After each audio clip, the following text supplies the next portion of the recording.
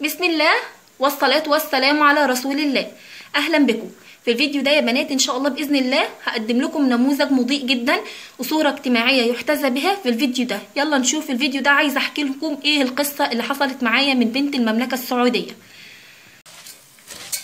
السلام عليكم ورحمة الله وبركاته، واهلا بكم في قناة عيشي حياتك.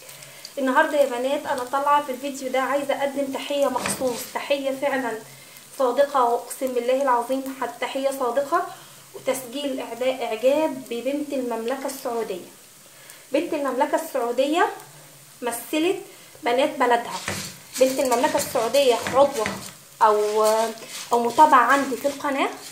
المتابعه ديت يا بنات بتمثل بنات السعوديه كلهم، والله العظيم يا بنات. بنات السعوديه المتابعين ليا كلهم، وطبعا بنات العراق وكل البنات المتابعين ليا يعني قمه في الادب والاخلاق. بس انا ليه حبيت افرد الفيديو ده مخصوص علشان موقف حصل مع بنت المملكه السعوديه متابعه معايا في القناه. كانت علقت ليا تعليق كده من فتره، تمام. التعليق ده من فتره كده كان صراحه زعلني شويه. كنت مقدمه الروتين بتاع الامتحانات، فكانت رد فيه نقد شويه، ان يعني هي كان وجهه نظرها ان امهاتنا ما كانوش كده واحنا مصعبين على نفسنا، بس كان الاسلوب حسيت ان هو ان انا مأفوره او ان انا ببالغ يعني. فصراحه زعلت شويه من التعليق. بعد شويه راحت رد عليا تاني تعليق فيديو الغساله لما كنت بقدم غسيل اوتوماتيك، وقالت لي برده تعليق حسيت ان هو فيه نقد. فروحت رد عليها قلت لها انت مش ملاحظه ان كل ردودك عليا انتقاد؟ المفروض كان بقى انا متوقعه هلاقي هجوم منها، وهلاقي منها يعني اسلوب اللي بلاقيه من معظم متابعات ممكن اي حد يكلمهم يفضلوا يهاجموا حتى ما يستحملوش النقاش، تمام. فلقيتها بترد بكل ادب وبكل اخلاق يدل فعلا على تربيتها، وقالت لي لا انا مش قصدي ده، انا قصدي كذا قصدي كذا. قعدت تفهمني ان هي قصدها ايه، وان هي مش عايزه تنقد او هي فهمت غلط او انا فهمتها غلط، حاجه زي كده. المهم مش قفلت، فاهمين يا جماعه؟ اللي هي تحسي حد متبع السنه، حد متبع النهج النبوي، اللي هو المؤمن ليس باللعان ولا بالطعان ولا بالفاحش ولا بالبذيء. عارفين اللي هو الامتثال لامر النبوه؟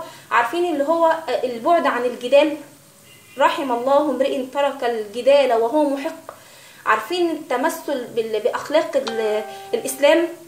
كان بيتجلى في المتابعه دي معايا وفي كل بنات السعوديه. والله يا بنات انا حبيت في الفيديو ده اركز على جانب اجتماعي مضيء، بدل ما نطلع كل شويه نقول فلانه وردود سلبيه وي ونزعل من بعض. انا حبيت ان انا ابين ان في نماذج فعلا تفتح النفس وتشرح القلب، وحاجات فعلا تجبر الخاطر وتريح النفسيه وتخليكي نايمه راضيه ونايمه فرحانه، مش نايمه زعلانه او مكتئبه بسبب رد عضو من الاعضاء. هديكوا على الجانب التاني واحده صراحه معرفش هي منين، فضلت اجادلها بالتي هي احسن واكلمها بالراحه. في الروتين الاخير اللي انا عاملاه بتقولي انت المواعين اللي انت عاملاها دي نظيفه. قلت لها لا والله يا حبيبتي ايه ده او حاجه يعني ايه. قلت لها ايه ده معقوله اكتشفتها ازاي او حاجه زي كده يعني، على اساس ان كلام هزار. مواعين نظيفه ايه؟ انا بغسل مواعين قدامكم، انا عليا من ده بين ان انا اجيب مواعين نظيفه اغسلها يعني، تمام. فبعدين قالت لي والله مواعين نظيفه. رد تاني قلت لها اتقي الله يمينك باطل. قالت لا مش باطل، ها الكلام كده بقى ضحك واستهتار، ما انتوا كلكم كده. قلت لها كلنا كده. المهم كلمه في كلمه لقيت ملهاش اخر يعني، كل ما احاول ان انا انزل سقف الجدال معاها وخلاص الموضوع انتهى ومعرفش ايه. ففي الاخر صراحه حسيت انها فيها شويه من الحقد او من الغل كده في كلامها. فصراحه كانت فعلا تستحق البلوك، مع ان انا مش من انصار البلوكات ابدا ابدا يعني. انا ان انا اعمل بلوك دي بعيده، ولكن هي مصره انها تحلف بالله. هي طالما انا بقول لها وانا صادقه في قولي، هي بتحلف بالله كذب ومصره. طب انت ايه اللي عرفك؟ انت يمين الله بالنسبه لك يعني علشان حاجه دنيويه زي كده؟ نفرض انا كذابه، يخليك انت يعني ايه تتتبعي وتتحري الحق وانت مش ضامنه. فرضنا انا صادقه يعني، حط في دماغك ان انا ممكن اكون صادقه، لكن انا طبعا المواعين احب ابين لك بقى يا حبيبتي لو انت بتسمعيني دلوقتي.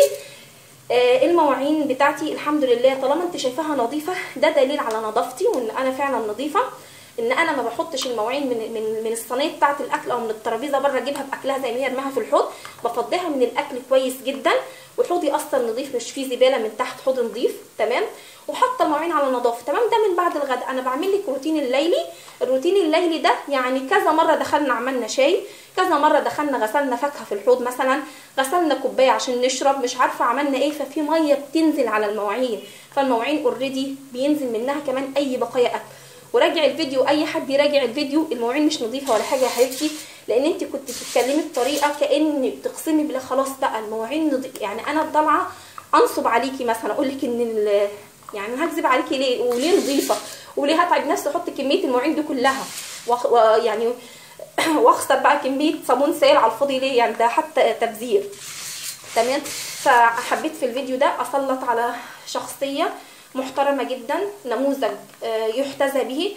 تحياتي لبنت المملكه السعوديه كمتابعه اسمها كده، وتحياتي فعلا عامه لبنت المملكه السعوديه، كل المتابعات معايا في القناه على قمه الادب والاخلاق والاحترام في ردودهم، ربنا يبارك فيكم. وكذلك بنات العراق مش هنساهم، بس ليهم تحيه خاصه معايا ان شاء الله باذن الله. وكل البنات المصريات المتابعات معايا برضو، في منهم بنات جدا محترمات، بل اكترهم، بل نسبه يعني لو في نسبه قليله مش هنذكرها، لكن الغالب وان شاء الله باذن الله الخير يطغى على الشر. في الفيديو ده يا بنات اتمنى ان انا اكون قدمت زي يعني هديه مني كده او اعجابي لاي بنت سعوديه بتكلمنا وبتحترمنا وبتقدرنا. بكده يكون انتهى الفيديو بتاعي. اترككم في رعايه الله، والسلام عليكم ورحمه الله وبركاته.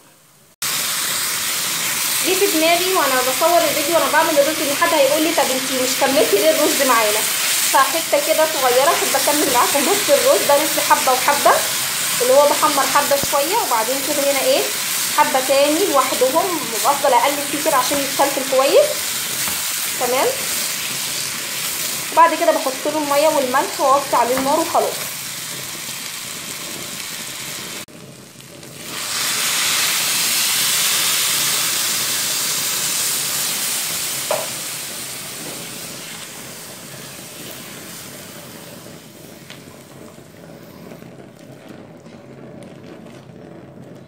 ممكن تكوني شايفه كميه الميه دي كتيره، هي مش كتيره، على حسب نوعيه الرز اللي انا بجيبه.